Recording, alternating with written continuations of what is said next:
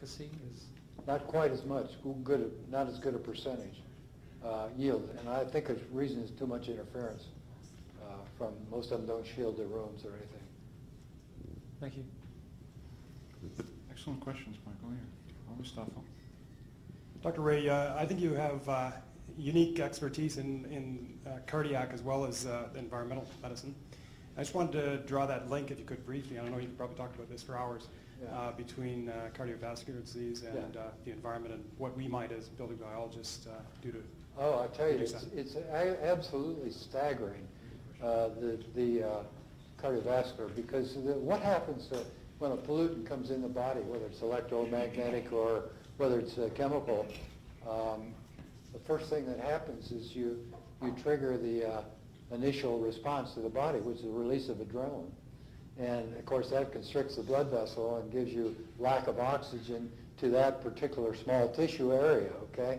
And then a whole litany of metabolic events occur to try to neutralize this or try to accommodate it or try to park it if they can't detoxify it. So that can then spill over into what's the most common cause now, common symptom in our cardiac is what we call atrial fibrillation.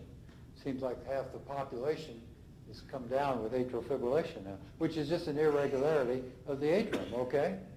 Well, a lot of times you can find the triggering agents now, and you can neutralize them and stop them.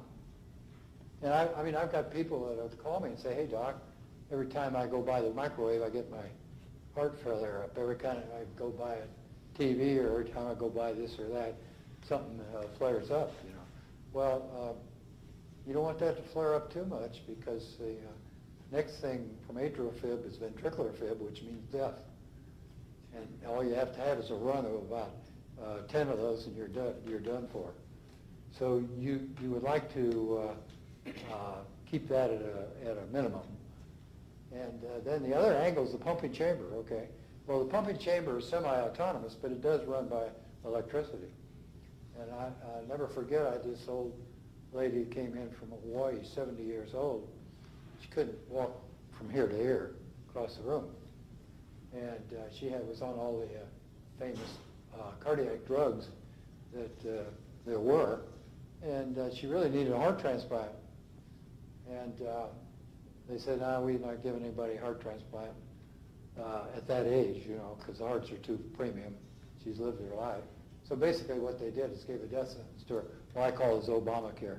And then what we did is we worked her up for foods, for chemicals, molds, and electromagnetics. And her heart started shrinking down in a controlled environment. She got so she could walk a mile a day, and she's been walking a mile a day now for 5 years in Hawaii. She sends me macadamia nuts every year. Best thing, okay? We're going to take one last question with the leadership here. Thank you, Dr. Ray. Your concept of analyzing the air quality or the components of the air in the breath is pretty intriguing. Yes, it is. Could you elaborate a little bit on the methodology? Because I assume that you have you mentioned outside reference, inside, indoor reference, and then the components which are in the exhaled breath. Yeah. How is that actually done procedurally? You mentioned something about a test kit. So can you elaborate on that a little bit? Well, as much as I can, but you got to remember I'm not too good on the chemistry part or anything like that. But as you know, or maybe don't know, the breath analysis has been delayed for years because of the fact of the moisture in the air that the lungs put out. And so what happens is that you know, some guy in Germany measured benzene. Some guy in America measures isopropane, and somebody else will measure ethanol, and that's it. And they have an elaborate recirculating device that they developed.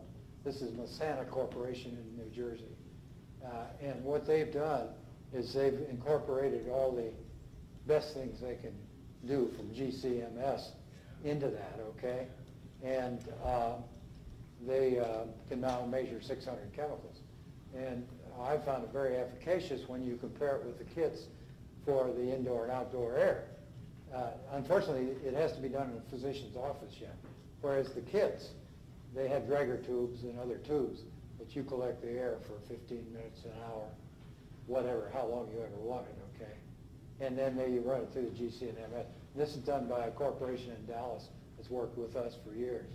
So basically the patient has to go into a research facility where they directly exhale the breath into the GCMS. Yeah, well, it's not, no, it's just a collecting device. And that's why I think they're going to get it so it's practical so everybody can do it, okay? But you got to remember, at one time they just gave us the chemicals. Well, big deal. I got to release the chemicals. What does that mean, you know? And I've got to know where to find it and what it is. So we've spent a year developing computer sheets where you can do it. And they're incomplete yet because, as you know, we're ubiquitous when it comes to chemicals and the like. But it's a neat thing.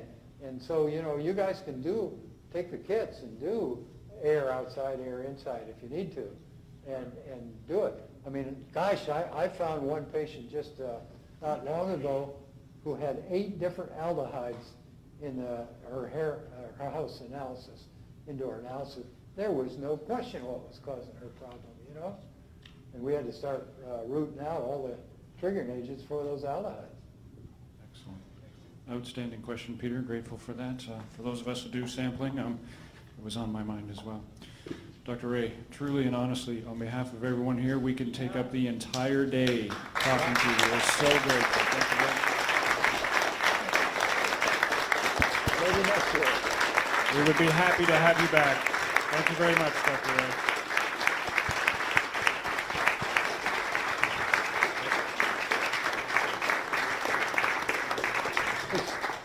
So for the 25th anniversary conference, we're just going to have Dr. Ray talk.